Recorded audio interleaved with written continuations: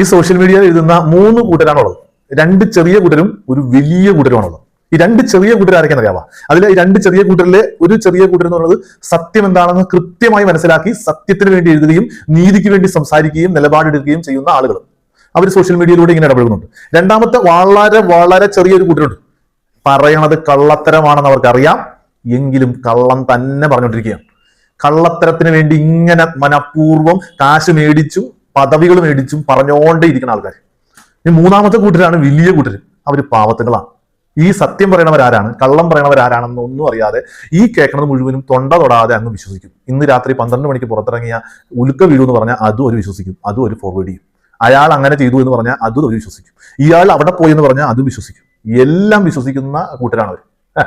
അതാണ് അവരുടെ ഒരു സ്വഭാവത്തിന്റെ പ്രത്യേകത. വചനത്തിൽ ഇന്ന് പറയുന്നു, അവൻ കാണുകയും കേൾക്കുകയും ചെയ്തതിനെ പറ്റി സംസാരിക്കുന്നു, എങ്കിലും അവന്റെ സാക്ഷ്യം അവർ സ്വീകരിക്കുന്നില്ല എന്നാണ് പറഞ്ഞിരിക്കുന്നത്.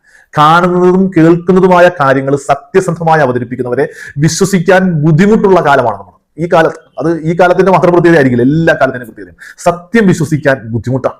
ഏറ്റവും എളുപ്പം കള്ളം പറയണതും ഒക്കെയാണ്. അതുകൊണ്ട് ഈ തൊണ്ട തൊടാതെ വിഴുങ്ങുന്ന ഒരു ശീലം എന്റെ ജീവിതത്തിലുണ്ടെങ്കിൽ അത് ഒരു ആത്മശോധനയ്ക്ക് ഇടവരുത്താൻ നമുക്ക് സാധിക്കട്ടെ. ഈ സോഷ്യൽ മീഡിയയിൽ കാണുന്ന കാര്യങ്ങളൊക്കെ അതേപടി അതാണ് സത്യം, അപ്പൊ അങ്ങനെ നടന്നോ എന്നും പറഞ്ഞിരിക്കുന്നവരെ അവർക്കുള്ള വചനമാണ് തിരിച്ചറിയാൻ സാധിക്കട്ടെ. ഈശോ നമ്മളെ സമൃദ്ധമായിട്ട് അനുഗ്രഹിക്കട്ടെ.